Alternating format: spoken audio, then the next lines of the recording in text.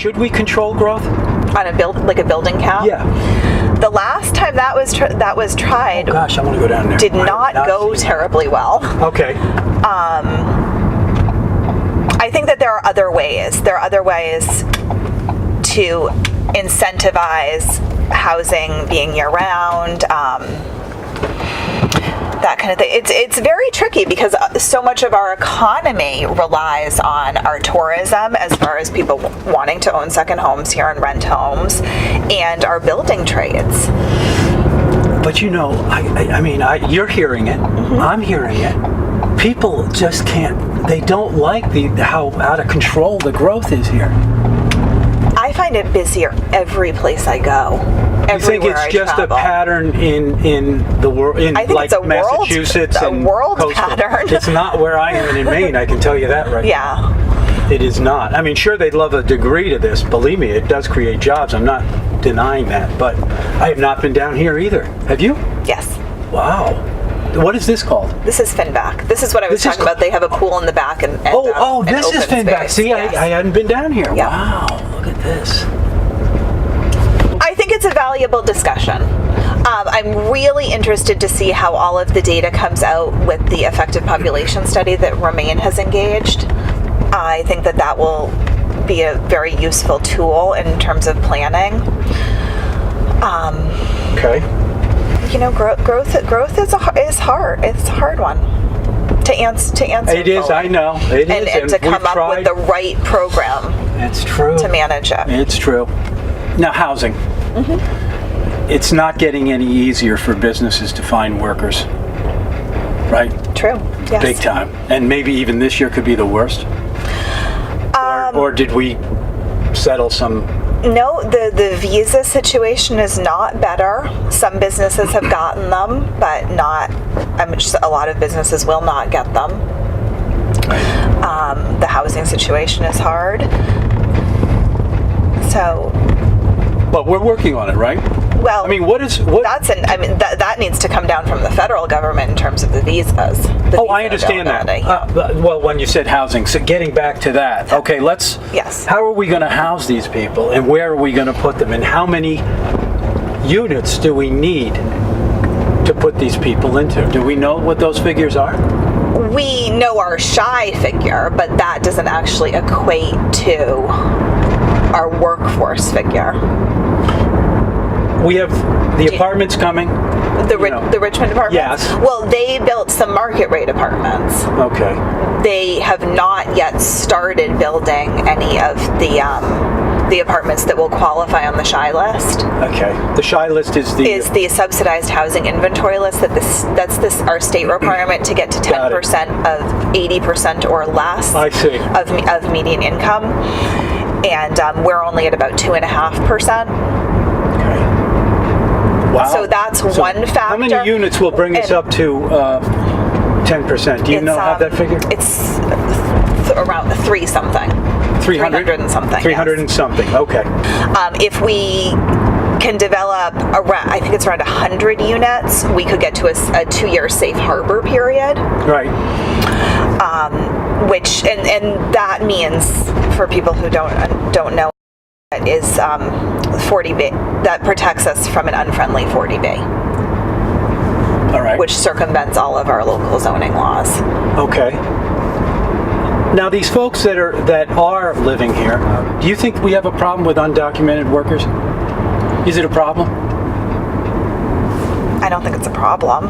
I think that we have a problem with tracking everyone who lives here. Would you agree that there are I would agree that there are some. I think that they are. Do you think they're needed? Do I think they're needed for our economy? Yeah. I'm sure that they're doing certain jobs that are valuable. That's for sure. Well, I'm getting to a point. And if people are not able to come here legally, like on the H-2B visas, I know. Things, listen. There may be a value. I mean, I don't agree with being undocumented. It's not an ideal situation. I know that a lot of these people come from really bad locations, right. And they just have the same American dream that everyone else does. They do. And I'd like they're to see here. a better path to citizenship. Well, that's true. But the fact is that they do come here and they can work maybe under the table for people who are willing to pay them that, which does put some onus on the employer. But the point I'm getting to is enforcement of housing and how many people there are living in houses. Okay, that's where I'm getting to. So I wanted you to talk a little bit about how you feel about that situation. I know we need them. On one hand, we need them, and on the other hand, we kind of look the other way when we see, 6 people in a one room renting. I mean, I don't think that the health department looks the other way. No, he does not. But to some degree, I mean, what can you do? How can we enforce things and enforce things like that? Awareness. Yeah. The enforcing the regulations. We don't want to see unsafe living situations. Right. Ideally, everyone would be contributing to taxes, would be in our census, and all of those things would be beneficial to the community. Okay. But there has to be a path through the federal government. Okay. So enforcement of things, do we do enough? Should we do more enforcing? I think we could always do more.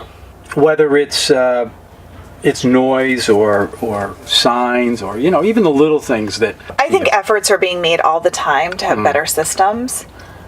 There are things that are tricky with our seasonality, with even like the police force, and when the summer extra people arrive in terms of just how many people they have to handle the population.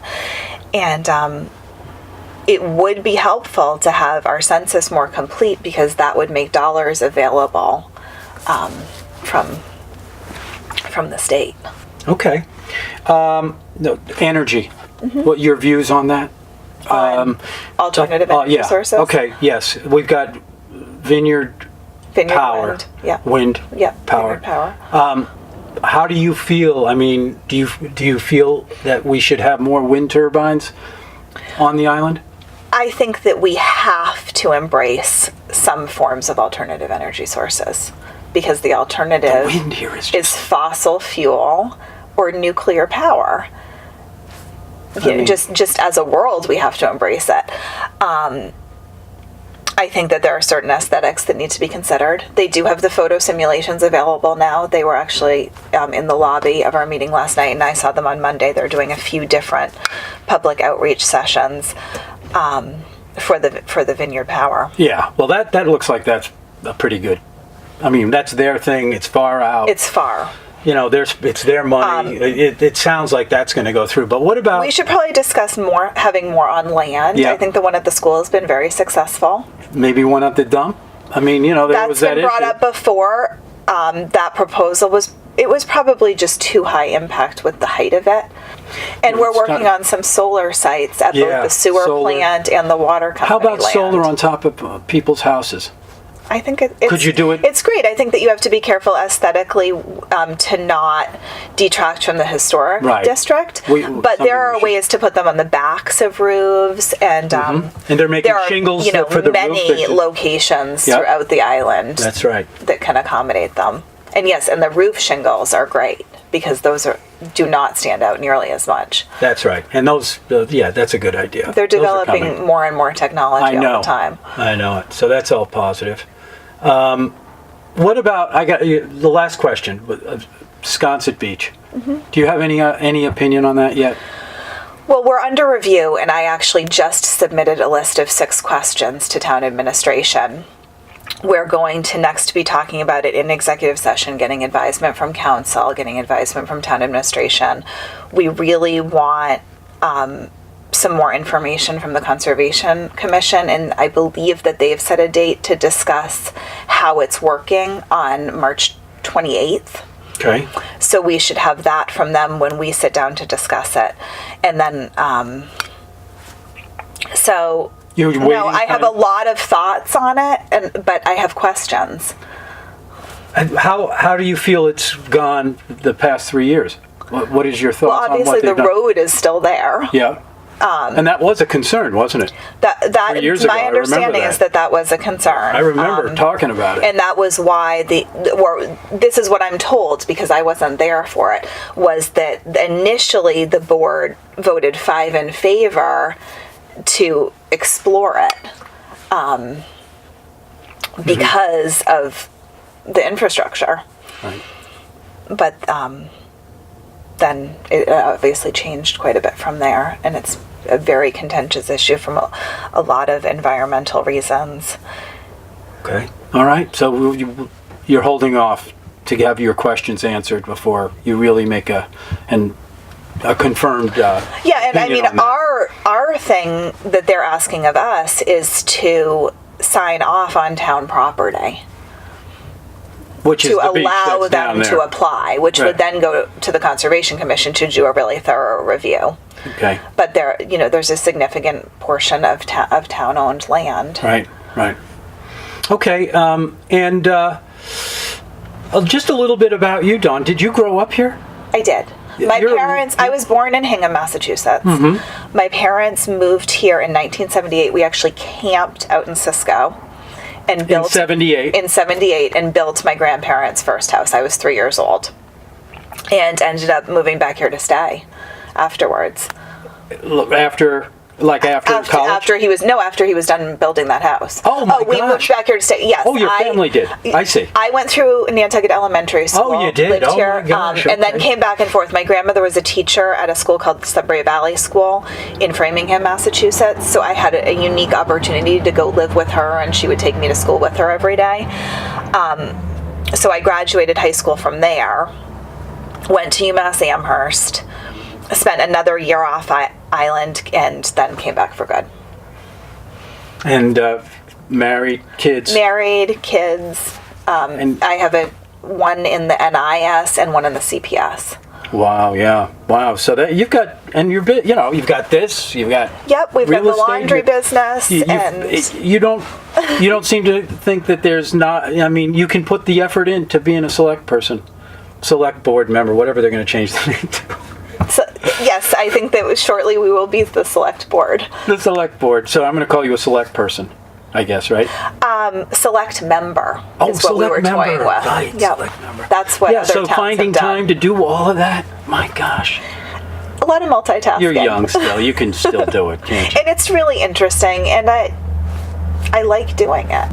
I hope that I get the opportunity to serve for another 3 years.